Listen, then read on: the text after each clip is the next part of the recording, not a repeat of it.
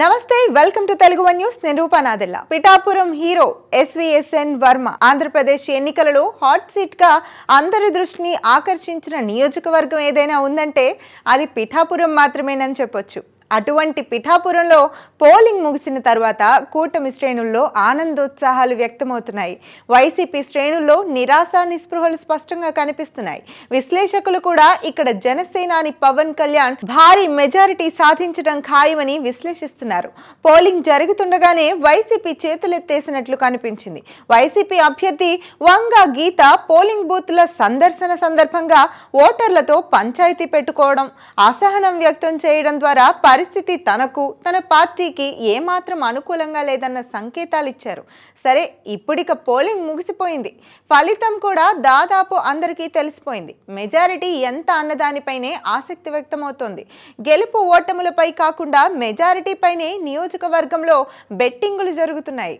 దీంతో జన సైనికులు ఇప్పుడు పిఠాపురంలో కొత్త హీరో అవతరించారంటూ ఆయనపై ప్రశంసలు గుప్పిస్తున్నారు. పవన్ కళ్యాణ్ లాంటి హీరోను మించి కొత్త హీరో ఎవరంటూ ఆశ్చర్యపోవద్దు. ఎందుకంటే జన సైనికులు స్వయంగా తమ అధినేతను మించి ఆ కొత్త హీరోనే ప్రశంసలతో ముంచెత్తుతున్నారు. ఆ కొత్త హీరో ఎవరంటే స్థానిక తెలుగుదేశం నాయకుడు ఎస్వీఎస్ఎన్ వర్మ. అవును, కూటమి శ్రేణులంతా ఆయననే హీరోగా అభివర్ణిస్తున్నారు.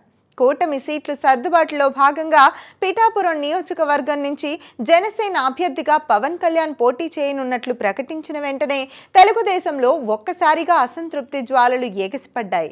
గత 5 ఏళ్లుగా నియోజకవర్గంలో కష్టపడి పనిచేసి పార్టీని పటిష్టం చేసిన ఎస్వీఎస్ఎన్ వర్మను కాదని పిఠాపురం సీటును జనసేనకు ఎలా కేటాయిస్తారంటూ తెలుగు తమ్ముళ్లు అసంతృప్తి వ్యక్తం చేశారు.